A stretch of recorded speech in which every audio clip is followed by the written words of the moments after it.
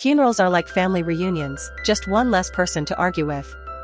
Annie mumbles softly. As the film begins, an eerie silence descends on the cemetery. The deceased's daughter, Annie, is uncomfortably giving tributes about her mother, as it is clear she doesn't know much about her mother, making her seem like a private person. While the body of Annie's mother, Ellen, lies peacefully in the casket, the family looks tired, but surprisingly not sad, except for Annie's daughter, Charlie. During the tributes, Charlie is seen quietly drawing pictures with her drawing book and making strange gestures with her tongue. After the tributes, Charlie looks away as some strangers smile at her dead grandmother. Quietly, she eats her chocolate, which worries her parents, as it may contain peanuts which she may be allergic to. Back home, Annie goes about her work as if nothing is unusual.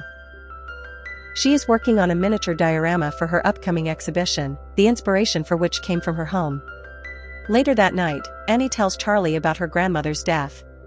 She tells the little girl that she was always her grandmother's favorite, but Charlie sadly mumbles that Ellen always wanted the baby to be a boy. She is also worried that no one will take care of her after her grandmother. Although Annie tries to reassure her that she will take care of her, Charlie stubbornly replies that there will be no one to take care of her after Danny's death. Annie panics a little upon hearing this, but the poor mother continues to comfort the child. Before going to sleep, Annie goes to her work studio once again and looks at her mother's album. She abruptly closes it before the photos can remind her of the past. Suddenly, she sees a faint smile of her mother from around the corner, which stuns her. Scared, she hides her miniature diorama of Ellen trying to breastfeed Charlie. At school, Charlie is busy playing with his toys instead of solving a quiz. The teacher persuades him to finish his work before playing. Just then, a bird hits the window loudly. While the other children are startled, Chris shows no reaction but stares at a pair of scissors. During the break, she cuts off the dead bird's head and stuffs it in her hoodie. At the same time, Annie notices that her mother's room door is open and a strange triangle is drawn on the floor. She feels uneasy, and quickly closes the door. Upon asking her husband, he says that he did not go into the room. To comfort his wife, Steve closes it. Just then, he gets a call from the cemetery that Ellen's grave has been desecrated. He decides not to tell his wife about it, given her current condition. Meanwhile, Annie lies to Steve about going to the movies and attends a grief support group. In the session, Annie opens up about her life, and of course, it's a lot. She talks about her mother's death, and reveals that she suffered from dementia and dissociative identity disorder. She also reveals her tumultuous relationship with her mother, and insists that she was adamant about keeping her mother away from her first child, Peter. She also reveals that her father starved himself to death, while her brother, who suffered from schizophrenia, also unfortunately took his own life at just 16. Her facade of detachment fades, and she is overcome with guilt. The next morning, we find Charlie in her room. She sees a mysterious halo-like light pass by and she follows it, holding a bird's head. Suddenly, she sees her grandmother in the distance, surrounded by flames. Inside the house, Peter asks Annie for permission to go to a barbecue party. He lies about drinking, and he ends up paying the price. Annie forces Peter to take his little sister with him, as a way to lift her spirits after the events of the past week. Charlie initially refuses, but agrees. Peter is also not happy about taking his sister to a high school party. At the party, Peter acts like an irresponsible brother and leaves Charlie alone. He goes to smoke weed with his friends. After convincing her to eat chocolate cake, she feels a little uneasy at the first bite. The uneasiness gets worse, and suddenly Charlie has trouble breathing, as it turns out the cake contained peanuts. She finds Peter, who panics and rushes her to the hospital. Along the way, Charlie's troubles worsen. It feels as if she is being strangled. To ease the pain, she sticks her head out the car window, even as Peter repeatedly tells her to stop. The car's high speed, Peter's high speed, and the sudden presence of a dead deer on the road, make Peter swerve, and alas, Charlie's head hits a pole at incredible speed, decapitating her instantly. Peter stops his car, breathing heavily. He is terrified and confused. Instead of checking anything, he goes back and lies on his bed while his sister's severed head lies on the ant-infested sidewalk. In the morning, he hears his mother leave for work. Shortly after, he hears a painful scream as Annie finds her beloved daughter's decapitated body. Her painful screams echo through Charlie's funeral service. The next day, Peter has a sudden panic attack while smoking marijuana at school. When his friends try to calm him down, he replies that his throat is sore, and he remembers what Charlie said the night he died. His guilt and remorse overwhelm him. Annie, on the other hand, goes to the support group again, but changes her plans midway through. She is stopped by a kind woman named Joan, who tries to calm her down. Joan's grandson and son drowned 4 months ago, so the two mothers feel united in their grief.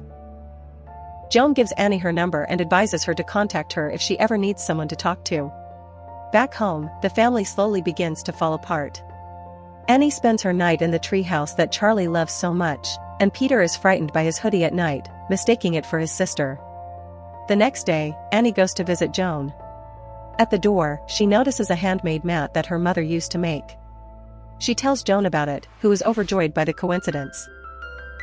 Furthermore, Annie opens up about Charlie and mentions a frightening incident related to his habit of sleepwalking. Once, she woke up to find herself and her children doused with paint thinner. Even more frightening was when she caught a burning match. Peter also started screaming in fear, which soured their relationship. Back at her home, Annie seems to slowly lose her temper in this grief. She starts making a small imitation of the accident, saying that it is an objective view of the incident. Steve is justified in getting angry at this. At dinner time, tensions between Peter and Annie flare up again. Though Steve tries to prevent it from escalating by intervening, he fails. When Peter tells his mother to say whatever she wants, Annie loses her temper. She blames Peter for Charlie's death, and sadly says that although it was an accident, he should have at least taken responsibility. She laments the family's situation, causing Peter to question his decision to send Charlie to the party. Stephen forces them to close the case before the argument gets any worse. Annie walks out. The next morning, Annie tries her best to get back to work. After going to the art supply store, she finds Joan in the parking lot. Seeing her cheerful demeanor, she acts curious. Joan replies that she went to an open seance where she learned how to run the seance herself. During the process, she contacted her grandson. Annie, of course, doesn't believe it and laughs at the absurdity. This leads Joan to beg her to come see the disturbing event for herself. At Joan's apartment, she prepares for the seance. She lights a candle, and the two women hold a glass. Joan calls out to her grandson and tells him to shake the glass if she is really in the room, and suddenly the glass shakes, scaring Annie. As the session continues, Annie breaks down even more. When she asks to leave, Joan hands her a piece of paper that says she has to read it if she wants to begin the process herself. She also suggests that she bring her whole family along so she can do self-realization. On the way, Annie hears the ticking sound of Charlie's door, which causes her to break down again. That night, she wakes up to see a swarm of ants moving towards Peter's body. Suddenly, Peter wakes up in fear and claims that she is sleepwalking. On the other hand, Annie suddenly reveals that she did not want to be his mother and had tried to have an abortion. As Peter cries, Annie wakes up to find herself burning. Annie suddenly wakes up. She goes to Peter's room and shakes him awake, apologizing for the previous night. She also forces Steve to wake up so that she can have a self-realization. Both hesitate to join this ridiculous operation, but finally agree. Asking Charlie to signal his presence, the glass moves on its own. Suddenly, the candle lights up and a glass falls back. This forces Steve to make Annie drop the entire candle, but she becomes even more hysterical. It doesn't stop there. After a few moments of silence, it seems as if Charlie has possessed Annie. Peter starts screaming in fear, while Steve throws a glass of water on Annie to wake her out of unconsciousness. Annie seems confused about the incident, while Peter continues sobbing. At school, Peter sees the same halo-like light that Charlie saw in his room. When he sees his own reflection smiling at him, he looks up in fear. He gets to his feet and leaves. Steve calls Annie to tell her about Peter's sensational phone call. He blames Annie for everything. Annie is further upset when she gets a call from work. The pressure gets to her, and she smashes a small diorama in her studio. She also finds Charlie's notebook filled with drawings of how Peter died. Peter is not doing well either. At night, he sees Charlie in the corner of his room. His head falls off his torso, revealing that he was just a ball. Despite this, he senses something is wrong as their dog starts barking at him. Suddenly, his head is grabbed, causing him to suffocate. When Annie comes in, Peter accuses her of sleepwalking and attacks him. She forces him to listen to her, claiming that there is something strange in the house, and that only she can stop it. Annie takes the drawing book and throws it into the fireplace, but her hand soon catches fire. Realizing that she is connected to the horror, she refuses to let the book be destroyed.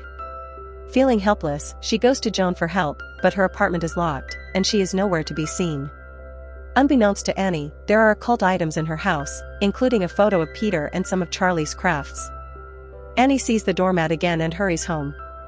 She rummages through her mother's belongings, and finds the same mats her mother made for them. In addition, she learns that Joan and Ellen were friends.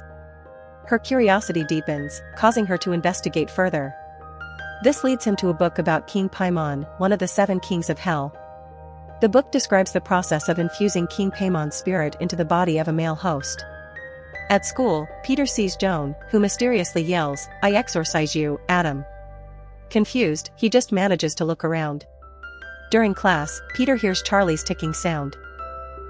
Suddenly, Peter raises his hand, and twists his body in panic. He hits his head right on his desk, breaking his nose. This brings him out of his trance. Now, back home, Annie opens the attic and climbs in. The place is full of flies, and there's a strange smell. She finds her mother's blackened, headless corpse. There's a symbol of King Paimon on the blood-stained wall. Meanwhile, Steve takes his son back and breaks down in despair. When they reach home, Annie breaks down crying after seeing her son's condition. She tries to explain the whole situation to Steve, blaming herself for putting her son in danger. She shows him the corpse, which makes Steve misunderstand. Annie must have been the one to desecrate Ellen's grave. Annie tries to convince him that if she burns the drawing book, Peter will survive, but Steve simply claims that he is sick.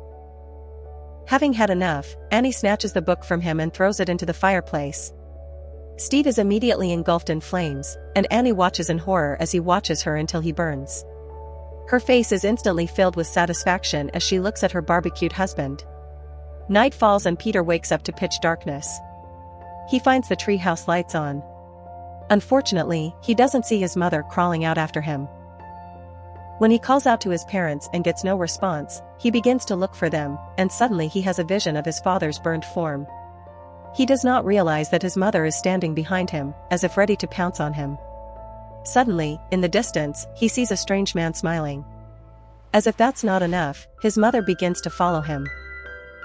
He quickly turns back to the attic and locks the door behind him, repeatedly apologizing to his mother, who is constantly banging her head against the wall.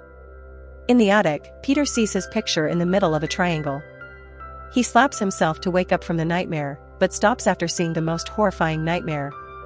His mother is floating in the air while trying to cut off his head. Terrified, he jumps out the window.